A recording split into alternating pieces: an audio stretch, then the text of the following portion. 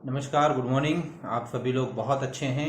ये बहुत अच्छी बात है और निश्चित रूप से परमपिता परमात्मा का बहुत बड़ा आशीर्वाद है कि आज हम सब लोग एक दूसरे के साथ हैं और इसी तरीके से आगे भी ईश्वर की कृपा हम लोगों पे बनी रहे।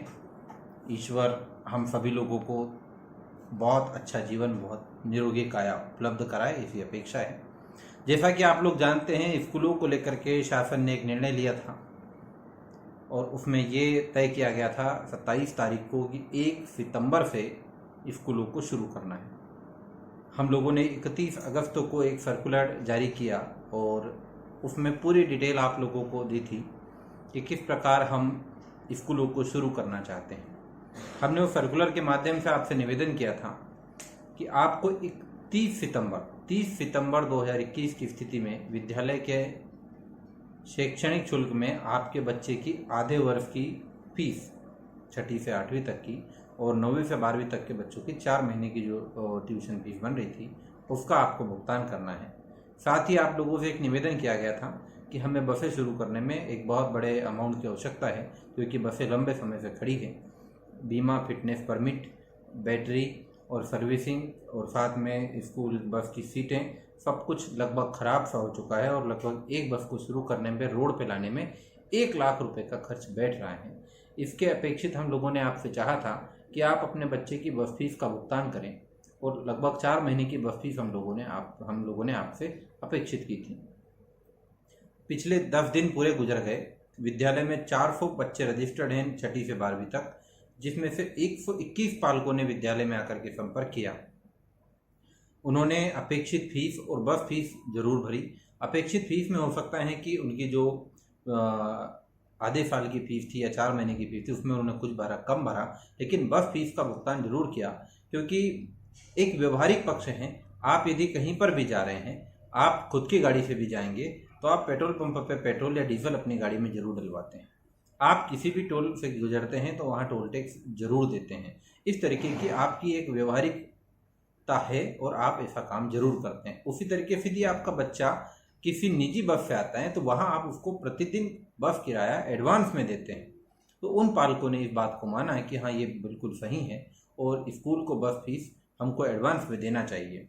कुछ पालकों का अभिमत था कि सर 4 महीने की बस फीस आप ले रहे हैं, कल को जाकर के किसी तरीके की कोई तीसरी लहर जैसा कोई विषय आ जाए या स्कूलें पुनः बंद हो जाए तो फिर क्या होगा। हमने उनसे ये वादा किया, विद्यालय आपके एक एक रुपए को अगली फीस में जरूर समाहित कर लेगा। आप उसकी चिंता कतई ना करें कि आपका पैसा कहीं डूब जाएगा, ऐसा आप विश्वास रखें। पिछले वर्ष भी एपीएफ सेक्शन में 6-6 हज़ार रुपये बच्चों ने एडवांस जमा करे थे, उनके पालक विद्यालय में भुगतान करके गए थे और वो पूरा पैसा एपीएफ ना चलने के कारण हम लोगों ने एडजस्ट किया और अगले उनकी फीस में उसको समायोजित किया। इसलिए यदि बसों को लेकर के आपके मन में कोई संशय है तो आप बिल्कुल संशय न करें और विद्यालय आकर के बस फीस का भुगतान करें। बहुत जरूरी है, ट्यूशन फीस का भुगतान करें। जिन लोगों की पिछले सालों की ट्यूशन फीस जमा है वो उस फीस का भी भुगतान करें। ये मैंने आप लोगों से निवेदन किया था क्योंकि कई सारे पालक जो है वो बार बार हम लोगों को ये कह रहे हैं कि सर आप स्कूल चालू करिए, लेकिन वो यहाँ आकर के सहमति पत्र भी नहीं भरना चाहते और फीस भी नहीं भरना चाहते।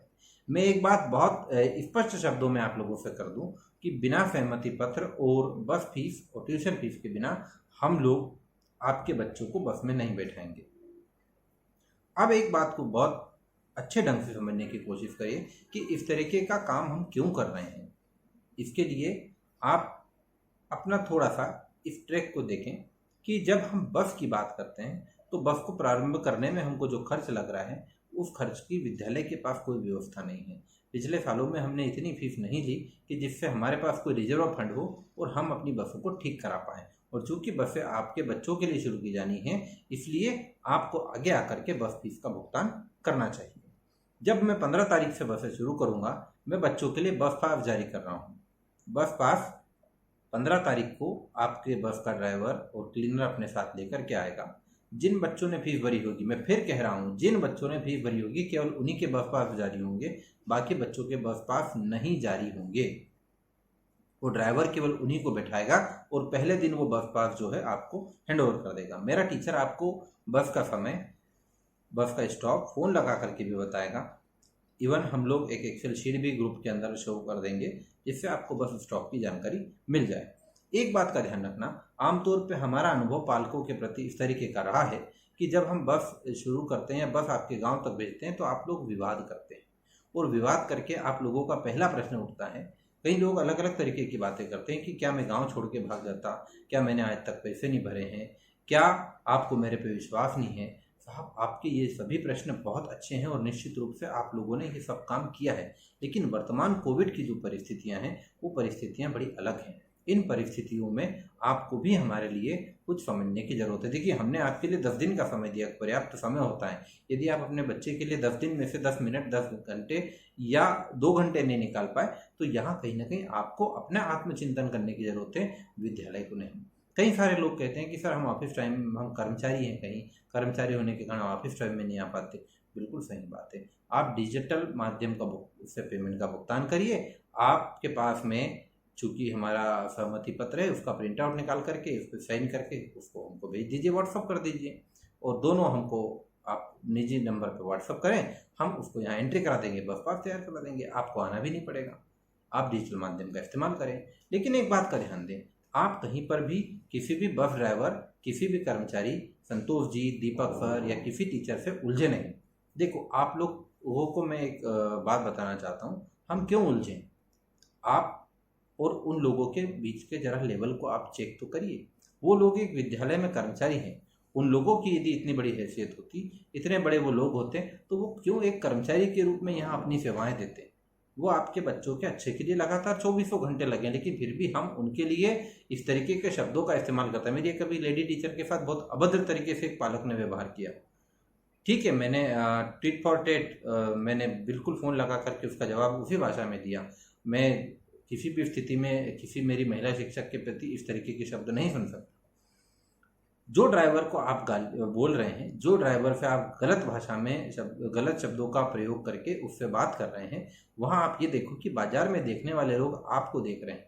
एक ड्राइवर का लेवल और एक आपका लेवल, क्योंकि आप एक जमीन रखते हैं, आप एक जमींदार जैसी स्थिति में, आपके पास कुछ भी जमीन होगी, आप किसी क्षेत्र में कर्मचारी होंगे, प्राइवेट क्षेत्र के होंगे, सार्वजनिक क्षेत्र के होंगे या व्यापारी होंगे, तो आपका जो स्टैंडर्ड है वो इतना हाई है। वो ड्राइवर या क्लीनर वो बेचारा इस लेवल का है। क्या इतने बड़े व्यक्ति को इतने छोटे व्यक्ति को के साथ में बहस करना चाहिए? और यदि वो बहस करेगा तो बाजार में लोग किसे गलत कहेंगे? इस बड़े व्यक्ति को गलत कहेंगे या इस छोटे को गलत कहेंगे? जो इस आपका जो स्पॉट आपने उससे विवाद करने के लिए, बहस करने के लिए चुना है, वो ठीक नहीं है। आपको यदि कोई बात करना है वो विद्यालय में आकर के करना चाहिए। उस ड्राइवर को दबाने से क्या मतलब, वो तो छोटा व्यक्ति है ना। उस छोटे व्यक्ति से हम कहीं किसी जगह खड़े होकर के विवाद करेंगे तो हमारी प्रतिष्ठा कम होगी, उस छोटे व्यक्ति का कुछ नहीं जाएगा। इसलिए मैं चाहता हूं कि मेरे जितने पालक बंधु हैं, जो निश्चित सम्मानीय कृषक हैं, सम्मानीय व्यापारी हो सकते हैं, निजी क्षेत्र के सम्मानीय कर्मचारी हो सकते हैं, सार्वजनिक क्षेत्र के, सरकारी क्षेत्र के बड़े कर्मचारी हो सकते हैं, या समाज सेवी हो सकते हैं, राजनीतिज्ञ हो सकते हैं, वो तमाम लोग यदि कोई विवाद चाहते हैं, कोई बात चाहते हैं, वो विद्यालय आकर के करें। ड्राइवर से, क्लीनर से बिल्कुल ना उलझे। यदि आपने शुल्क का भुगतान नहीं किया है तो ड्राइवर से उलझने की जरूरत नहीं है। आप अपने बच्चे को बस में ना बैठाएं। फोन पर चर्चा करने से कोई मतलब नहीं। आपके तमाम काम डिजिटल माध्यम से होते हैं। आप व्यापार करते हैं, डिजिटल पेमेंट करते हैं। आप किसान हैं तो डिजिटल तरीके से पैसा आपके अकाउंट में आता है। आप गवर्नमेंट कर्मचारी हैं तो आपका पैसा डिजिटल माध्यम से आपके अकाउंट में आ रहा है। और वैसे ही यदि आप निजी क्षेत्र के कर्मचारी हैं तब भी आपके पास ये व्यवस्था है। तो आप जब आपको कोई पैसा, आपकी कोई अर्निंग होती है, वो डिजिटल हो सकती है, तो आप डिजिटल भुगतान करके इस समस्या का हल कर सकते हैं, बजाय किसी से आप विवाद करें। संतोष जी को बार बार दबाएंगे आप, क्या मतलब है? देखिए, वो छोटा व्यक्ति है। और हम ये कहते हैं, जब हम तो राम को मानने वाले लोग हैं, राम के देश में रहने वाले लोग हैं। राम ने जब युद्ध किया था तो राम ने कहीं जाकर के रावण की जो प्रजा थी उनसे कहीं युद्ध नहीं किया, और रावण ने भी इसी प्रकार कहीं किसी छोटे व्यक्ति से युद्ध नहीं किया। रावण ने भी अपने स्तर के व्यक्ति से युद्ध किया और राम ने भी अपने स्तर के व्यक्ति से युद्ध किया और संवाद भी किया। लेकिन युद्ध के पहले संवाद जरूरी है। मैं ये कहना चाहता हूँ, मैं आपसे युद्ध नहीं चाहता, मैं आपसे संवाद चाहता हूँ। लेकिन यदि आप विवाद की स्थिति चाहते हैं, वो आपको चुनना है। हमने संवाद के लिए 10 दिन का समय दिया, अगले और 5 दिन आपके पास है, आप संवाद करिए।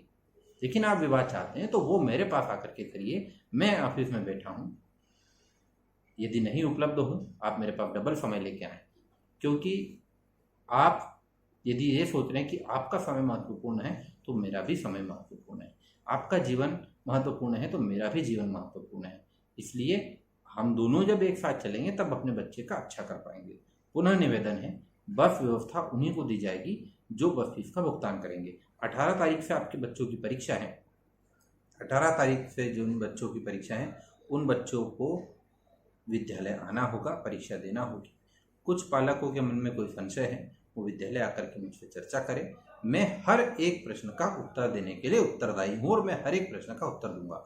दूसरी बड़ी बात, कुछ एक ऐसी जगह थी जहाँ पर हम कहीं बस फीस में हम कहीं ना कोई रिलैक्सेशन था या कोई व्यवस्था थी, वो तमाम व्यवस्थाएं हमने समाप्त कर दी है, जिसकी सूचना हमने अप्रैल के महीने में जब नया सेशन शुरू किया था उस समय पर हमने दे दी थी। लेकिन चूंकि बसें उस समय पे शुरू नहीं हुई थी और कुछ पालकों ने विद्यालय विजिट नहीं किया था तो उनको कोई जानकारी नहीं है। तो साहब, जानकारी का अभाव आपके पास था। हमने 6 महीने पहले कुछ करने के पहले डिसीजन दे दिया था, इसलिए हम अपने डिसीजन पे अडिग हैं।